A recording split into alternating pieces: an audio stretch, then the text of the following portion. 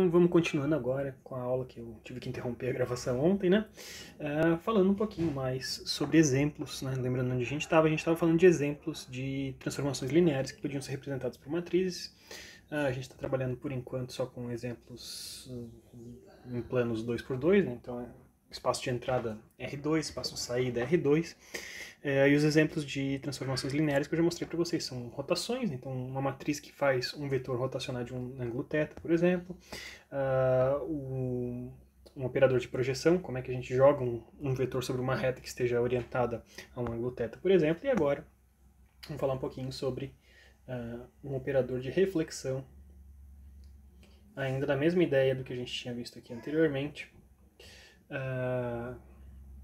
Imagina que a gente tem então num plano R2, eu tenho uma determinada reta que está localizada a um ângulo θ, e eu tenho um determinado vetor e eu quero fazer a reflexão desse vetor com relação à reta. Então, basicamente, envolve duas coisas, né? Envolve a gente achar a projeção primeiro, e essa mesma quantidade de projeção, o mesmo tamanho dessa projeção, eu jogo ela para o outro lado, e eu faço ela aparecer do outro lado. Então, é a imagem que eu enxergaria no espelho se esse vetor estivesse sendo refletido ao redor, com relação a essa reta que está no ângulo θ. Tá? Então, uma matriz de reflexão, ela pode ser denotada, mais uma vez, envolvendo grandezas trigonométricas desse ângulo que a gente está mostrando aqui. Eu não vou mostrar a dedução disso aqui tudo. Mas a gente tem uma matriz que tem 2 vezes cosseno ao quadrado de θ menos 1 na primeira posição, 2 vezes cosseno de θ seno de θ, uma matriz simétrica, então 2 vezes cosseno de θ seno de θ, e depois 2 vezes seno ao quadrado menos 1. Essa é uma matriz de reflexão de um vetor ao redor de uma reta, tá bom? Características da matriz de reflexão. Então, se eu aplico 2 vezes a matriz de reflexão, né, se eu aplico uma matriz de reflexão, tem um determinado vetor, aplico uma matriz de reflexão, ele joga para o outro lado dessa reta com relação a essa reta com um ângulo θ. Se eu aplico mais uma vez, ela tem que voltar para a mesma posição original. Tá? Então, basicamente o que a gente tem, né, que uma matriz de projeção ela pode ser interpretada como se fosse 2 vezes uma projeção. Então eu tenho uma projeção que leva ela até aquela reta, somo mais uma vez essa projeção e eu tiro a identidade desse camaradinho aqui. Tá? Então uma imagem mais o original vai ser igual a 2 vezes uma projeção. Beleza? Então, voltando a falar daquela coisa h ao quadrado, tá? h ao quadrado, se a gente interpreta esse cara como 2 vezes a projeção menos a identidade, a gente substitui esses caras aqui, 2 vezes projeção menos a identidade ao quadrado, e fazendo isso a gente chega à conclusão que eu tenho a seguinte situação, dessa forma. Quando a gente tem p ao quadrado, a gente sabe que isso aqui é exatamente a identidade, né? Uma matriz de projeção aplicada 2 vezes, eu projetei ela uma vez sobre essa reta que está a um ângulo θ. Se eu aplico de novo essa matriz de projeção, não altero esse vetor, então esse cara aqui volta a ser a identidade, essa matriz é uma matriz identidade aqui. Desculpa, né? Não é exatamente isso. A matriz P ao quadrado, quando eu aplico 2 vezes a matriz de projeção, uma em sequência da outra, isso aqui é exatamente igual a P. Então, eu apliquei a matriz P ao quadrado, o efeito da primeira aplicação desse cara é projetar sobre a reta, e o efeito de todas as outras mantém esse cara já sobre a reta. Então, P ao quadrado vai ser exatamente igual a P, como a gente tinha visto aqui em cima, né, que tá na tela de vocês. Então, se esse cara é P, então 4P menos 4P, a gente corta esses dois caras e me sobra apenas a matriz identidade, o que nos prova que 2 aplicações sucessivas de reflexão levam o vetor de volta à posição original. Aplico uma vez a reflexão, eu trago esse vetor para o lado de cá.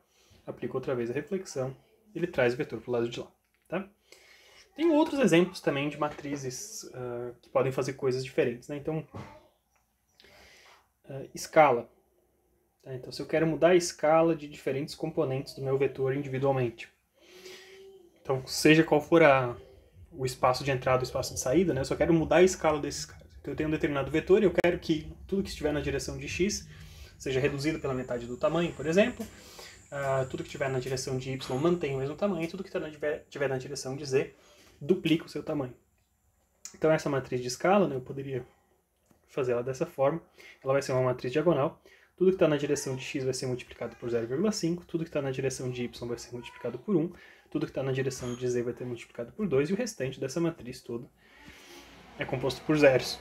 Tá? Vocês podem conferir, aplicando essa matriz sobre qualquer vetor, que dá certo. Então vamos supor que eu tenho um vetor x que tenha componentes 1, 1 e 1. Na hora que eu faço s vezes x, o que me acontece é que eu tenho como resultado 0,5, 1 e 2 na multiplicação desse cara. Tem alguma coisa que faz a escala, e essa escala eu posso determinar fatores de escala individualmente.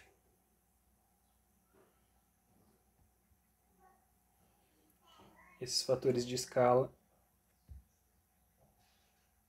individuais para cada direção.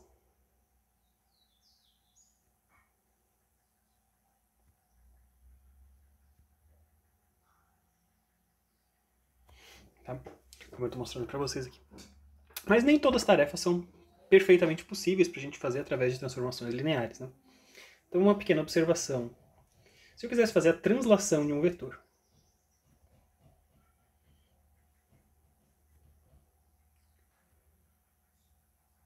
então eu quisesse pegar, por exemplo, um vetor, estava aqui e eu quero transladar esse vetor até essa posição, trazer ele da origem e trazer ele para cá. Tá?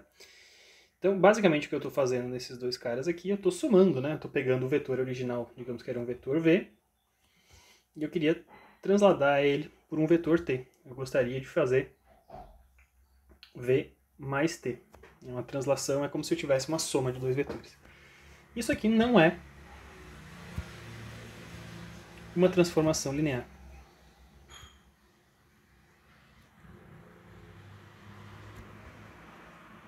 A gente não conseguiria, por exemplo, deslocar a origem, né? A origem que estava ali 0, 0, 0, se o vetor mora em 0, 0, 0, eu não tenho nenhuma forma de pegar um vetor 0, 0, 0, pegar uma matriz e aplicar sobre um vetor 0, 0, 0. Então uma matriz qualquer, vamos chamar a matriz A, por exemplo, aplicar sobre o vetor nulo, vetor 0, nulo, e ter alguma coisa que seja igual ao vetor t, que seria o caso aqui, né? Se eu pegasse o vetor nulo e estivesse transladando todos os vetores, a minha origem teria que parar no vetor t. Isso aqui é impossível de fazer. Porque eu estou multiplicando todos os termos dessa matriz por zero, cada um dos termos dessa matriz por zero, então eu não tenho como ter resultado diferente de zero. Tá? Então uma translação de vetor é alguma coisa que não pode ser feita através de uma transformação linear. Então não existe uma matriz que faça isso. Né? E a forma que eu usei aqui para mostrar para vocês que isso não é possível é que a gente não consegue deslocar a origem desse cara de um lado para o outro. No geral, no caso geral, uma matriz qualquer, então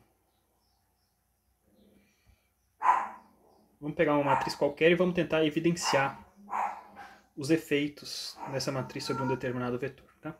Então lembrando que a gente sabe agora de transformações lineares, né? Considerando que a gente esteja na base padrão, a base de entrada e a base de saída são a base associada aos espaços de entrada e de saída, a base dos espaços cartesianos, né, os vetores I, J e K, por exemplo, se eu tenho em R3. Então, se para cada um desses vetores, esses são os vetores da base, a matriz A, então vai ter colunas que são as transformações desses vetores. Então, onde foi parar o vetor I, onde foi parar o vetor J e onde foi parar o vetor K, é o que está evidenciado nas colunas de uma matriz. Digamos que a gente tenha uma matriz 3x3. Vamos supor que a gente tenha, por exemplo, o primeiro vetor 1, 1 e 1, o segundo vetor 1, 0 e 1, e o terceiro vetor 2, 1 e 0. Tá? Tô chutando aqui. Beleza?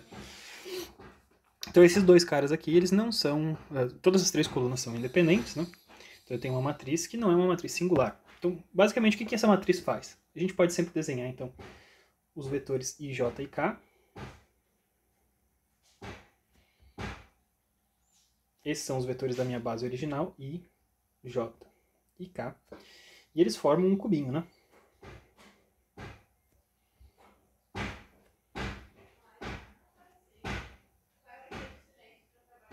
Tá? Então eu tenho esse cubinho aqui. essa tríade original de vetores aqui. Deixa eu só fazer para ficar mais paralelinho esses caras aqui. Eu tenho esses 3 vetores e cada um deles foi mapeado por uma direção levemente diferente antes, né? Ao final desse cara inteiro. Então, esse primeiro vetor que estava na direção 1, 0 e 0, ele foi parar na direção 1, 1 e 1. Ou seja, está nessa diagonalzinha aqui. Ele pulou dessa primeira posição e foi para a segunda posição. O segundo vetor que estava na direção 0, 1 e 0, ele foi para a direção 1, 0 e 1. Então, 1, 0 e 1. Esse vetor J, ele veio para cá. Então, o vetor X, o vetor I, que estava na direção de X, veio para essa primeira posição que eu desenhei. O segundo vetor que estava na posição de J foi deslocado para o lado de lá. E o vetor que estava na direção 0, 0 e 1, que era esse vetor K aqui, ele foi para a posição 2, 1 e 0. Então, 2, 1 e 0, aquele vetorzinho veio para cá no plano XY. Então, você observa que aconteceu tipo que uma rotação, né? Alguma coisa toda diferente que aconteceu aqui nesse camaradinho, né? Então, esse cubinho que estava ali todo bem comportado, ele foi rotacionado, né? Cada uma dessas arestas foi girada para um lado e rotacionada umas com relação às outras, e ele forma um novo cubinho aqui, que é até meio difícil a gente representar esse cubinho novo, né? Mas vamos tentar aqui.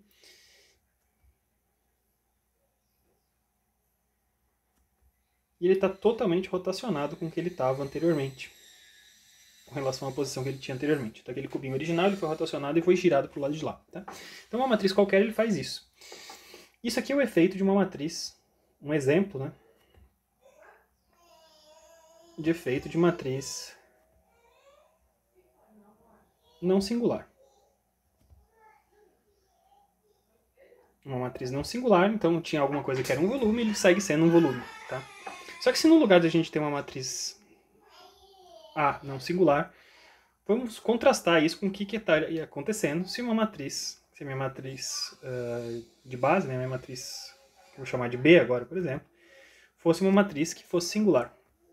Então vamos dizer que eu tenho ali o mesmo vetorzinho 1, 1 e 1, depois eu tivesse um vetorzinho 1, 0 e 1, e o terceiro vetor era um vetor que era a soma desses dois primeiros. Então 2, 1 e 2. Tá? Então eu vejo que a única coisa que mudou de uma matriz para outra foi esse coeficiente aqui, e com isso a gente garante que, que a terceira coluna é a soma das duas primeiras. Vamos ver o que aconteceria então com os nossos vetorizinhos que a gente tinha ali. Então eu tinha o vetor I, J e K, formando aquele cubinho que a gente tinha desenhado anteriormente.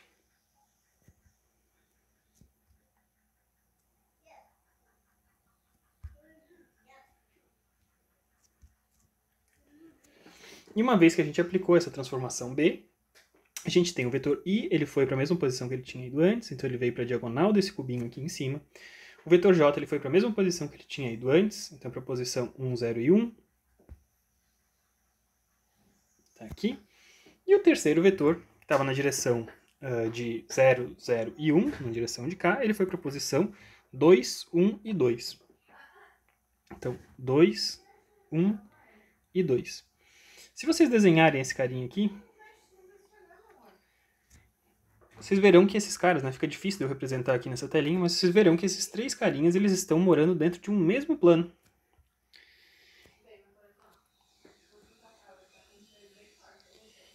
Tá? Então, esses três vetores, eles foram mapeados para um mesmo plano. Então, a matriz B singular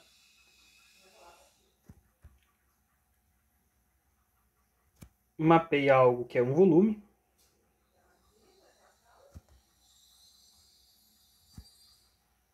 para um plano. Certo? Então, uma terceira coluna é uma combinação linear das duas primeiras. A gente tem como resultado é isso. Né? Então, o que a gente tinha um espaço tridimensional. O efeito dessa matriz sobre qualquer vetor do espaço tridimensional vai fazer com que todos os vetores sejam mapeados sobre esse plano, que é a combinação linear, né? Seriam todas as combinações lineares possíveis das duas primeiras colunas. Tá? Então, talvez agora fique mais claro para vocês os efeitos, né? O que é uma matriz não singular, para a qual a gente, utilizando ela sobre qualquer vetor, ela segue dando um volume, né? Um plano, uma matriz R2, né? 2 por 2. Um plano segue dando um plano, uma matriz R3, né? espaço de entrada R3, espaço de saída R3, um volume segue dando um volume. Quando a gente tem algo que é singular, uma matriz singular, o espaço de entrada é R3, o espaço de saída é alguma coisa de dimensão 2. Tá? Então esse cara aqui, dimensão 2, porque eu tenho uma das colunas dependente com relação às outras. Então uma matriz qualquer, geralmente, ela vai fazer isso. Para qualquer matriz que você pegue, qualquer matriz que você tenha interesse, se você quer saber o que ela está fazendo, você pode sempre fazer isso. Desenhar os vetores originais e onde que eles vão parar, e você vê o que aconteceu com esse formato dessas matrizes, tá? Então isso aqui eram exemplos, simplesmente, de coisas que matrizes poderiam fazer sobre vetores, coisas interessantes que são transformações lineares, algumas que não são transformações lineares, e uma matriz qualquer, uma forma da gente evidenciar e representar, entender esse mapeamento, né? Ter uma visualização um pouco melhor do que é esse mapeamento. Claro que a partir do momento que essa matriz passa a ter 4, 5 ou 6 componentes, a gente não consegue mais desenhar essas coisas dessa forma. Mas nos atendo a desenhos em 2 e 3 dimensões, a gente consegue representar um monte de coisa, bastante coisa diferente que acontece com essas matrizes, tá?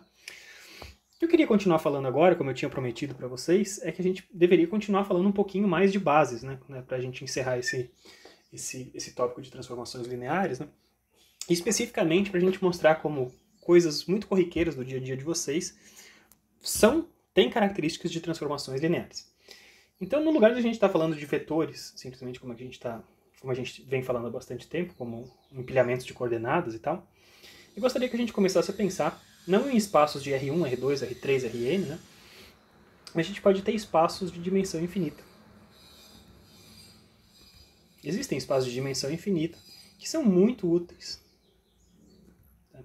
E um exemplo desses espaços de dimensão infinita são espaços de funções.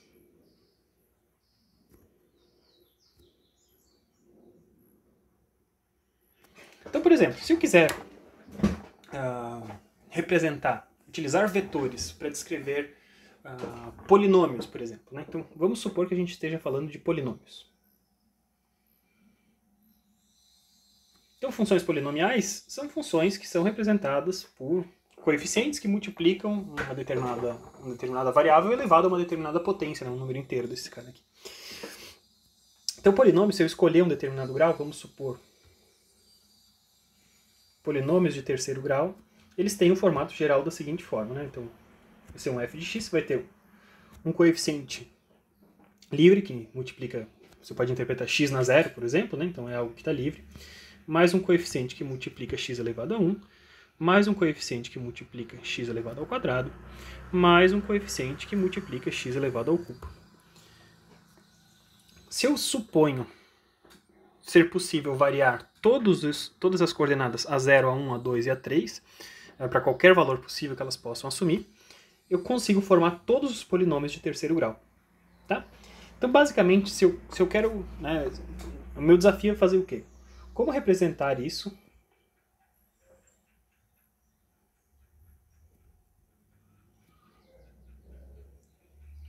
usando vetores? Então, basicamente, para esse nosso caso aqui, se eu sei que eu estou lidando com polinômios de terceiro grau, por exemplo, né, eu poderia ter uma representação vetorial que armazena apenas os coeficientes desse camaradinho. Com esses coeficientes, o armazenamento desses coeficientes dentro de um vetor está implícito alguma coisa associada a uma base, né?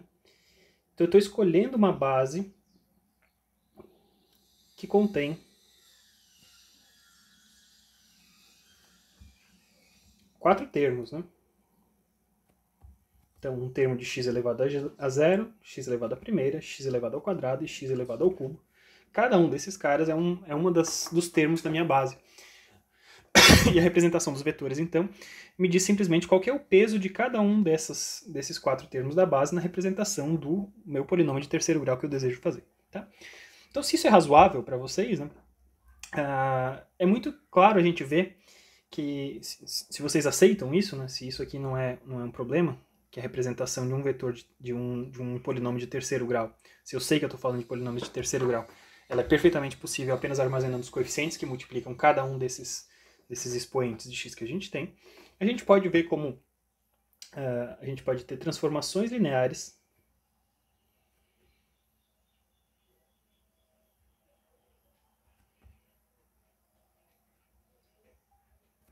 representam operações úteis.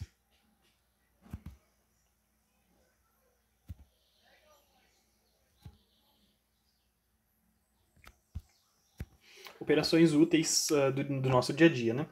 Então, por exemplo, se a gente gostaria de fazer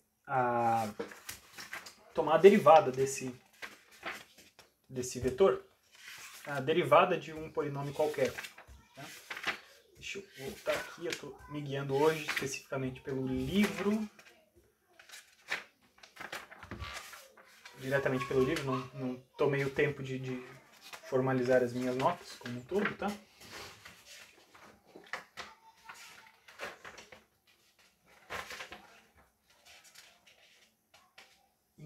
Então,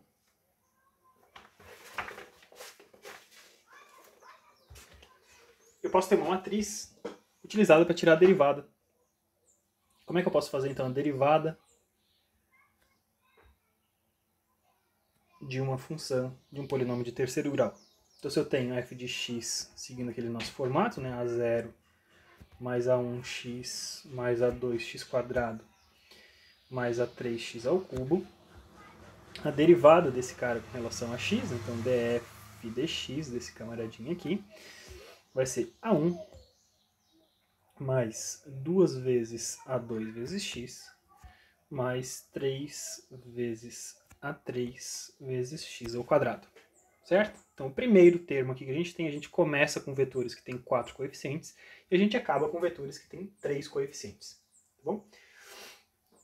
Então, como é que eu posso fazer uma representação matricial desse cara? Né? Se eu estou falando para vocês que uma derivada pode ser interpretada como uma transformação linear nesse contexto, eu estou, então, associando isso a uma matriz. Então, a operação de derivada, ela simplesmente vai ser uma matriz. Eu vou chamar uma matriz T aqui, seguindo a nomenclatura do próprio Strang, tá? E ela vai ter a seguinte cara, né? Primeiro, ela vai ter três linhas, tá? Porque o resultado dessa matriz é alguma coisa que tem 3 coeficientes. Mas ela vai ter que operar alguma coisa que tenha 4 componentes, porque o vetor de entrada, o vetor sobre o qual ela age, é um vetor que tem as 4 componentes. Tá? E ela vai ter a seguinte cara. Então, 0, 1, 0 e 0, 0, 0, 2 e 0, 0, 0, 0 e 3. Então vocês observam que a partir da diagonal principal a gente pula um para o lado e a gente vai botando 1, 2, 3 desse cara. Então, se associado a essa representação a gente tinha um vetorzinho V que acumulava os coeficientes A0, A1, A2 e A3, vamos fazer esse cara, essa matriz T vezes V, e vamos ver o que dá, né? Então, T vezes V vai ser o quê? Vai ser essa matriz, 0, 1, 0, 0, 0, 0, 2 e 0, 0, 0, 0 e 3, que multiplica o vetor A0, A1, A2 e A3. E como resultado, fazendo a multiplicação, a gente percebe que pula A1 para o lado de cá, 2 vezes A2 e 3 vezes A3, que é exatamente essa representação aqui da derivada. Então vocês observam que esse operador aqui é a matriz que realiza a transformação linear derivada sobre polinômios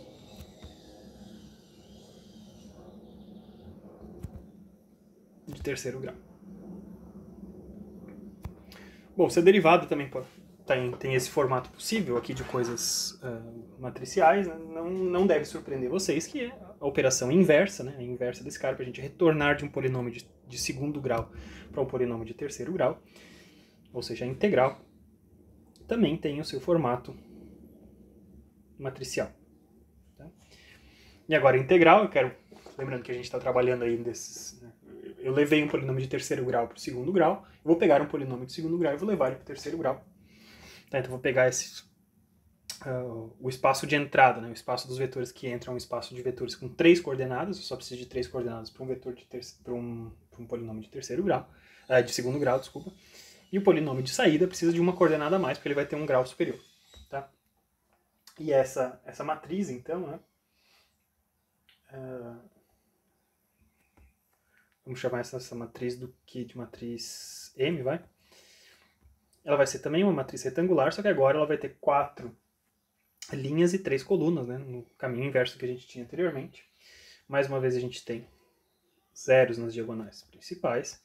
E agora a gente tem abaixo desses zeros, a gente tem os seguintes coeficientes: 0, meio e 1/3, e o restante dessa matriz é preenchido por zeros. Tá? Na hora que eu multiplico isso por um vetorzinho W, por exemplo, que tem coeficientes A0, A1 e A2, um polinômio de segundo grau, M vezes W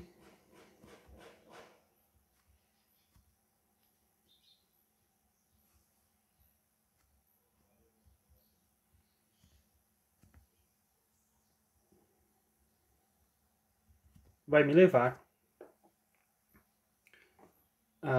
a seguinte posição. Então, eu tenho 0, 0, 0 vezes esses vetores. Então, eu tenho 0 na primeira posição desse vetor. Depois eu tenho 1 vezes A0. Depois eu tenho meio vezes A1. E depois eu tenho 1/3 vezes A2. E isso aqui é perfeitamente correspondente, é totalmente correspondente a uma função de x, né? Que vai ser A0 vezes o vetor x, mais A1 dividido por 2 vezes x ao quadrado, mais A2 dividido por 3 vezes x ao cubo, que nada mais é do que a integral da função original, vamos chamar essa funçãozinha de g, g de x, que era A0 mais A1x mais A2x ao quadrado. Fazendo a integral desse camaradinho, a gente consegue levar para um lado e para o outro. Então, exceto aquela constante que está presente em todo tipo de integral que a gente faz, né? A gente consegue representar esses dois caminhos. Né? É fácil também a gente representar se a gente tem uma derivada e uma integral feita uma em sequência da outra, a gente retorna para o mesmo lugar que a gente tinha, tá? Mas a gente tem um pequeno probleminha, né? Na hora que eu faço, que eu integro essa funçãozinha g que eu tenho aqui, eu matei... calma aí. Eu fiz essa funçãozinha integral aqui, a f, que é a integral de g, né? Na hora que eu for fazer a derivada desse cara aqui de novo, vai me faltar aparecer um coeficiente a mais que eu tenho aqui. Então um dos coeficientes ali morrem ao longo do caminho, tá? Então nesse sentido a derivada não é exatamente a inversa da integral, mas ela é o mais próximo possível dos efeitos que a gente tem, né? Num dos lados a gente trabalha os coeficientes num sentido, no outro trabalha no outro sentido, só que como a gente tem números de coeficientes diferentes ali para esses dois tipos de função, a gente tem resultados diferentes, tá? Tá, então elas seriam inversas uma com relação à outra no sentido de trabalhar uma determinada função, tá? Nosso problema é aquele termo constante, né? Aquele termo A0 ali, se a gente integra e depois deriva, aquele termo constante, ou deriva e depois integra, aquele termo constante que não está multiplicando x em lugar nenhum, ele vai se perder ao longo do caminho, tá? Então, existe uma ordem das coisas. Se eu primeiro integro e depois deriva, não tem problema, mas se eu primeiro derivo e depois integro, vai me faltar um coeficiente que eu tinha antes. Então, existe essa pequena sutileza ao longo do caminho ali, que tem a ver com uma questão de cálculo, aquela constante que a gente adiciona sempre que a gente faz uma integral indefinida, né? Então, pois bem, eu estou mostrando para vocês então, que quando a gente tem espaços de dimensão infinita, né, por exemplo, espaços de funções, se eu estou querendo lidar com espaços de funções, a gente consegue fazer coisas interessantes também no formato de transformações lineares. Né? Então, eu mostrei para vocês derivadas integrais, mas a gente pode fazer diversas outras coisas com o formalismo de transformações lineares para funções aqui. Né? Mas me interessa a gente acabar as nossas discussões comentando ainda sobre bases interessantes, né? Quais são as boas bases que a gente pode escolher para representar um determinado problema, né? Dentro desse contexto de funções. Tá? Então, para esses espaços de funções, a gente vai ter bases boas e menos boas. Tá? Então, as mesmas coisas que nos preocupavam anteriormente, quando a gente estava falando de espaços gerais ali de álgebra linear, né, quando a gente tinha falado, se possível a gente pode escolher um espaço que seja o espaço dos autovetores de uma determinada matriz, porque daí os efeitos da transformação eles são resumidos numa matriz diagonal. E esse tipo de preocupação também aparece para espaços funcionais. Tá? Especificamente os espaços funcionais mais comuns que a gente tem, né, escolhas de base que a gente tem, se eu precisasse representar funções diferentes, né, essa escolha que a gente propôs, né, uma base polinomial, não é uma boa ideia. Então a base polinomial que ele tem de x0, x1, x ao quadrado e assim por diante, não é uma boa base no caso geral. Por que não é uma boa base? Tá? Porque a gente tem cada um dos elementos, cada um dos termos dessa base, cada um dos membros, né, x elevado a zero, x a primeira, x ao quadrado, x ao cubo, eles não são tão independentes assim uns com relação aos outros. Tá? Então, eles são independentes, sim, formam uma base, mas a gente pode aproximar muito bem, por exemplo, um x a décima, pode ser muito bem aproximado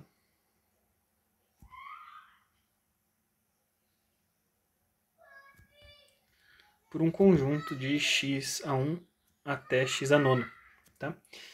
Então, adicionar um termo x a décima adiciona um termo que é, sim, independente, mas ele é muito pouco independente.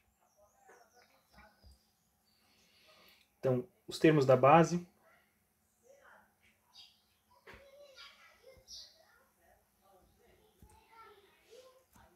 são muito próximos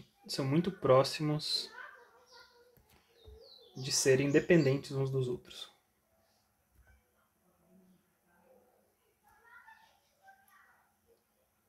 O que temos como consequência com isso? Né?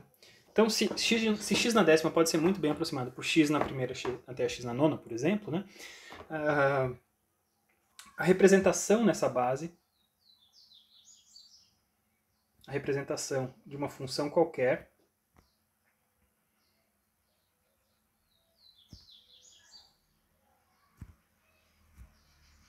é muito sensível, né? Então ela é uma representação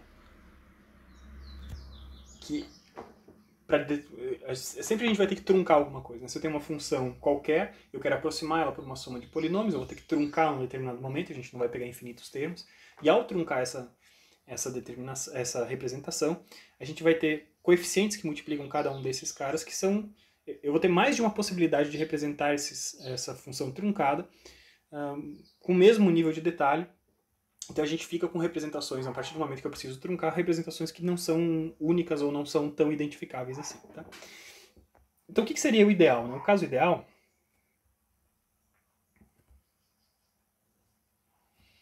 lembrando que a gente já sabe sobre bases, né? No caso ideal, seria se a gente tivesse todos os membros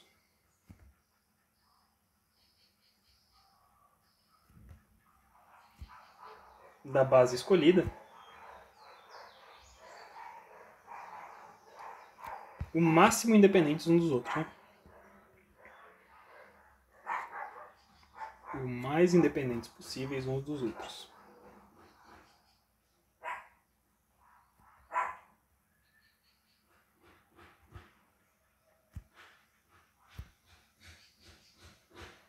Dos outros. Isso representa o quê? Isso aqui tem a ver com aquele capítulo de ortogonalidade. Então, idealmente, se todos os termos das bases fossem ortogonais uns com relação aos outros, né, isso seria alguma coisa, a coisa ideal, a melhor coisa possível desses caras aqui. Tá?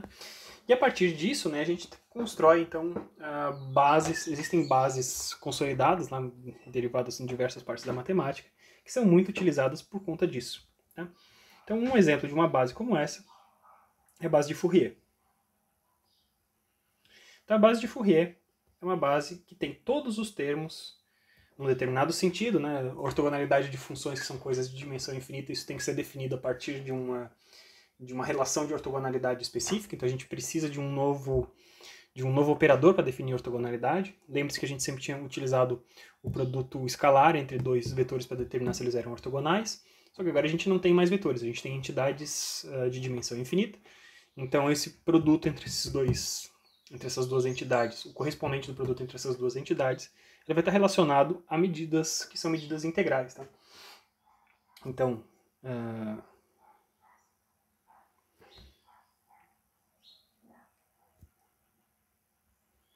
como determinar a ortogonalidade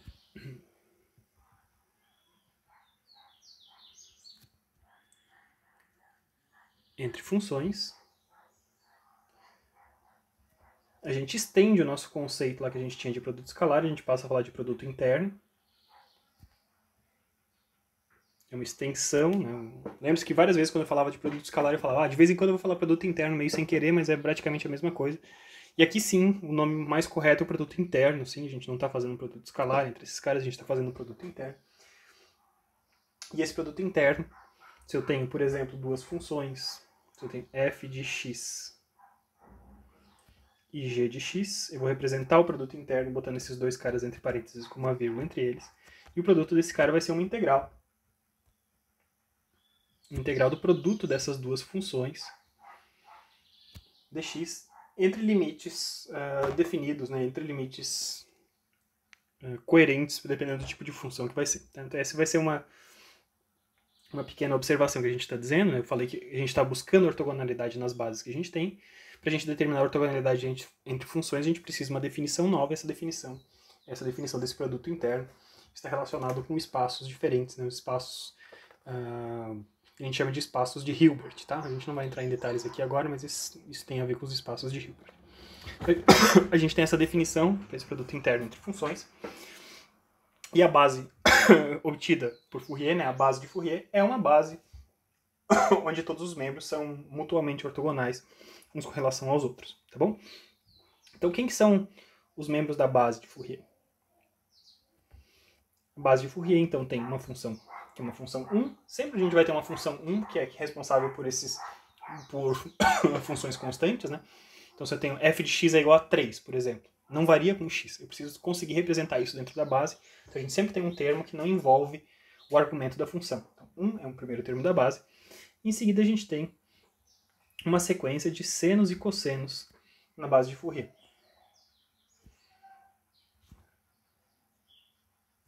E assim por diante. Tá? Então eu tenho seno de x, cosseno de x, seno de 2x, cosseno de 2x. E é possível a gente representar aqui dentro desse contexto aqui de produto interno, tomando os limites de integração a partir do período de uma função senoidal, por exemplo. Né? Então, de 0 até 2π, se eu integrar essas funções de 0 até 2π, para cada uma dessas funções, se eu integrar esses caras de 0 até 2π, mutuamente 1 vezes seno de x, essa integral entre 0 até 2π dá 0, 1 vezes cosseno de x dá 0, seno vezes cosseno de x dá 0, e assim por diante para todos eles diferentes, tá? Então, isso é uma forma da gente ver, né? Se esse produto interno é igual a 0 para qualquer par de funções diferentes, essas funções elas estão ortogonais umas com relação às outras, o máximo possível, esse conceito de ortogonalidade entre funções, o máximo possível. Então, utilizar representações de Fourier são representações que nos trazem, então, para uma função qualquer, a representação de uma sequência de termos que são todos eles perpendiculares aos demais membros, então eles são o mais independente possível dos outros. Né? Lembre-se daquela ideia de Gram-Schmidt, que era exatamente isso. A gente pegava vetores de uma base e a gente transformava esses vetores, todos eles, em vetores ortogonais uns com relação aos outros. E essa base era uma base que tinha vantagens, né? Vantagens interessantes para a gente.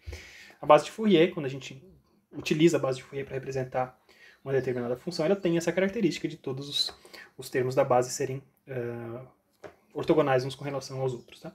Então, quando que a gente usa a representação de Fourier? Vocês vão ver mais em detalhes lá na disciplina de cálculo 3, né? Mas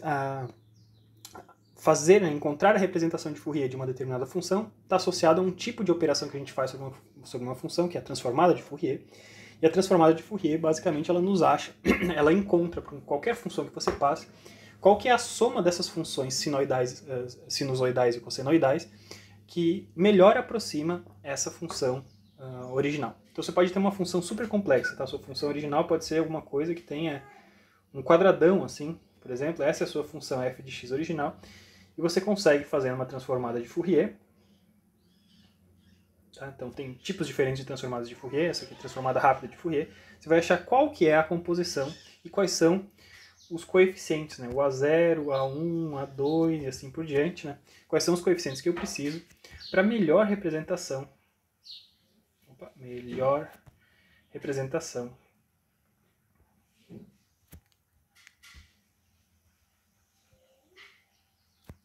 na base de Fourier.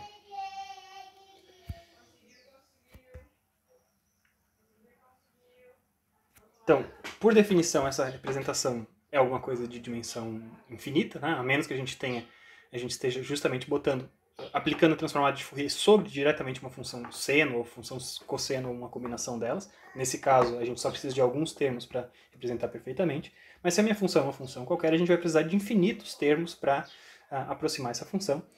A boa notícia é que temos coeficientes que são mais importantes que outros, então a gente pode pegar essa série que em teoria é infinita, que ela representa exatamente de forma idêntica a essa função original, com infinitos termos. A gente pode truncar essa série a partir de um determinado momento, uma vez que a gente identifique quais são os termos que têm maior peso para esses caras. Né?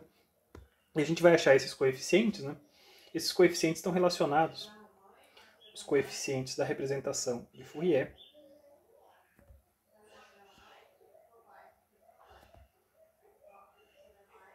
eles estão relacionados a operadores de projeção.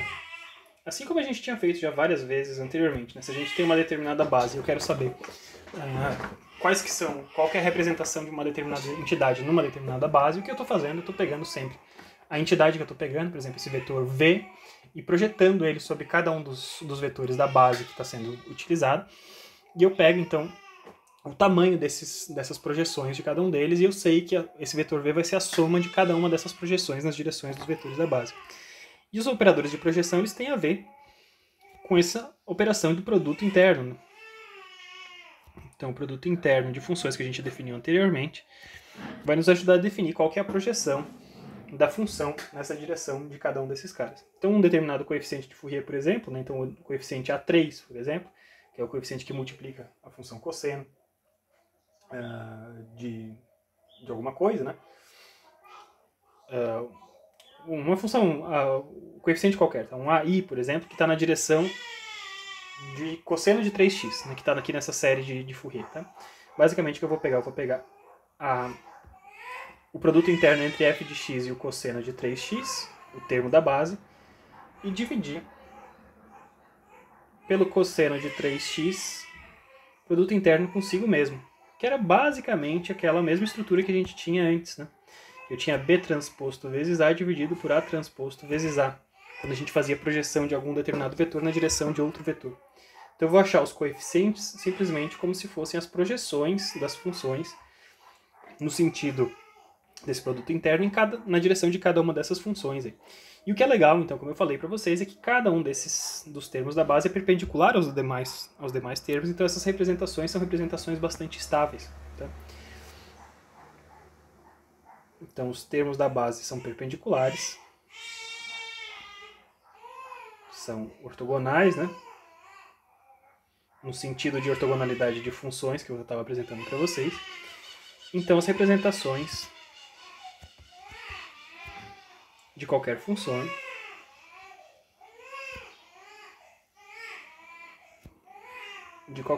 são bastante estáveis nessa base.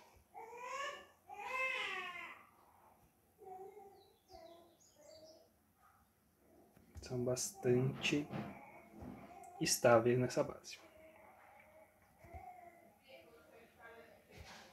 Então, a gente não vai descrever como que funciona a transformada de Fourier, eu estou encarando a transformada de Fourier dentro desse contexto de transformações lineares. Tá? Então, pegar uma determinada função e achar a sua representação na base de Fourier nada mais é do que fazer uma mudança de base dessa representação de função que a gente tinha anteriormente. Tá? Da mesma forma que a gente tinha visto uma mudança de base, como B na menos 1 vezes A vezes B, então mudando a base de entrada e a base de saída, quando a gente está trabalhando com Fourier, a gente está fazendo exatamente a mesma coisa e transformando para essa base de Fourier, pegando a representação dessa função f de x do meu interesse, com uma soma infinita ali de senos e cossenos, com coeficientes facilmente determináveis através de projeção. E essa representação é bastante estável, então. Então, eu posso transformar, né, pegar uma determinada função, fazer a transformada de Fourier para achar a representação de Fourier dessa função, e eu posso fazer operações com essa função na representação de Fourier, e depois eu posso retornar para ela. Né? Então, por exemplo, eu tenho uma função que é super complexa, e eu quero filtrar sinais, né? Então eu tenho um pulso de sinais que vai incluir frequências de diversas naturezas diferentes, desde frequências muito baixas até frequências muito altas. Se eu quero transmitir apenas uma faixa de frequência, né, uma faixa que está associada a frequências agradáveis de se ouvir, por exemplo, se a gente está falando de processamento de som, eu posso fazer esse processamento de Fourier, pego a representação de Fourier desse cara, identifico quais são os termos que estão associados a frequências mais altas, né? Então a gente tem senos de 10x, 20x, não sei das quantas, então a gente está falando de frequências mais altas. Eu posso fazer um filtro nessa representação de Fourier, removam esses termos que têm as funções, as frequências mais altas, e eu retorno, né? Eu trago de volta essa função para o formato normal, saio da representação de Fourier e apresento ela como essa mistura desses senos e cossenos, tendo filtrado essas frequências que não me interessam, por exemplo. Tá? Isso tudo tem a ver com a nossa representação de transformações lineares que a gente tem. Então, se eu penso em representações de funções como vetores contendo os coeficientes que multiplicam cada um dos termos dessa base, essas operações que eu estou fazendo de filtragem, não sei das quantas, nada mais são do que operações de transformações lineares sobre vetores, como esses que eu estou descrevendo para vocês. Tá? Então a base de Fourier vai ser uma base muito importante que vocês vão ficar muito familiarizados na próxima disciplina, no semestre que vem, na disciplina de Cálculo 3. Vocês vão conhecer bastante sobre ela. Talvez vocês já tenham até visto em algumas outras disciplinas. É muito comum quando vocês estão tratando de coisas de pulsos elétricos, de coisas de eletricidade, vocês trabalharem com transformadas de Fourier. É uma coisa que faz bastante sentido. Tá? Eu gostaria de deixar destacado que não são as únicas bases para espaços funcionais que têm essas características. Tá? A gente tem outras bases interessantes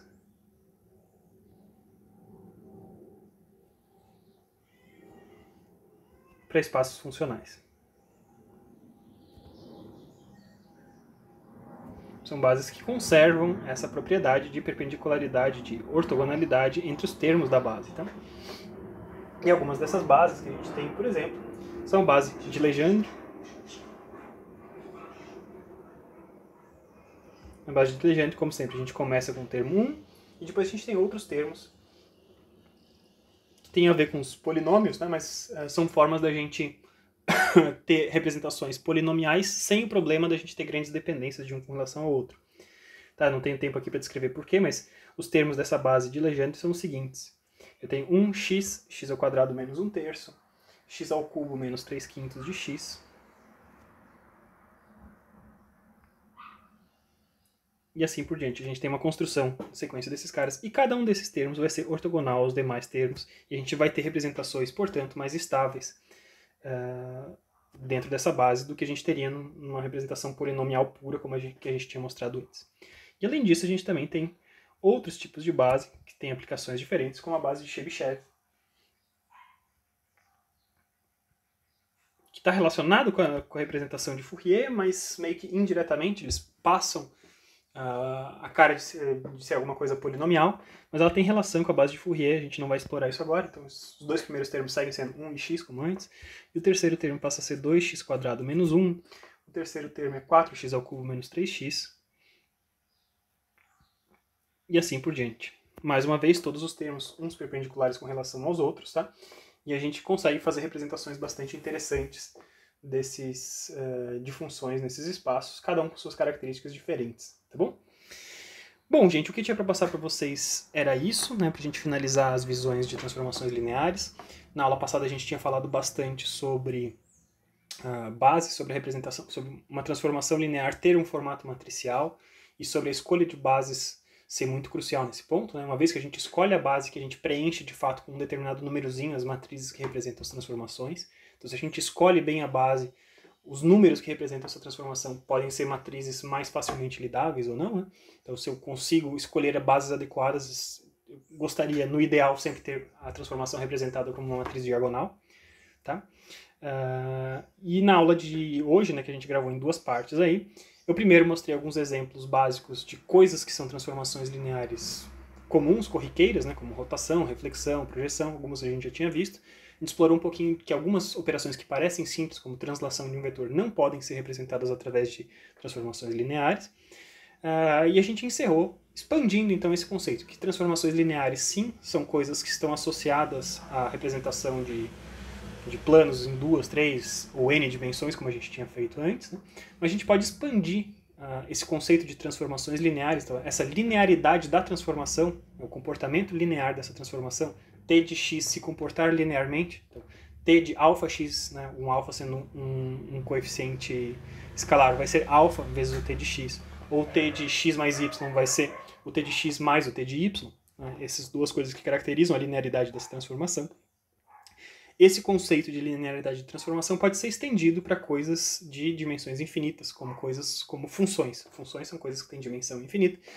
E a gente pode, então, buscar representações vetoriais para as funções, uma vez que a gente escolha bases interessantes. Então, a gente encerrou a nossa discussão falando bastante sobre bases para espaços funcionais e mostrando um pouco como que a gente pode fazer, tendo escolhido uma determinada base, como a gente viu ali, bases polinomiais, né? Se a minha base de polinômio de terceiro grau é 1x, x² x ao cubo, a gente viu como algumas operações, como derivadas integrais, podem assumir tranquilamente caras de matrizes, né? Então a gente consegue fazer miséria, fazer tudo que a gente fazia com matrizes anteriormente, a gente consegue fazer para fazer operações de coisas que têm em sua essência dimensão infinita. Eu vou encerrando então a aula por aqui. Eu tinha prometido fazer uma aula não tão longa, somando os 20 minutos da primeira mais os 50 de agora, já estamos em 1h10. Então eu quero garantir que vocês tenham tido tempo de assistir essa aula aqui antes da gente passar para a aula de amanhã, onde a gente vai mudar de tópico. Vamos adiante, né? Então a partir da aula de amanhã a gente fala então mais de tópicos de geometria analítica e sobrando um tempinho ali nas nossas derradeiras, na última semana ou penúltima semana ali, a gente pode voltar e trazer mais temas de aplicações de álgebra linear para diversas coisas diferentes. Tem muito pano para manga, tá? A álgebra linear é um tema muito grande, um tema muito extenso. Vocês têm uma disciplina de 4 créditos, ainda misturando com geometria analítica para explorar as bases da álgebra linear.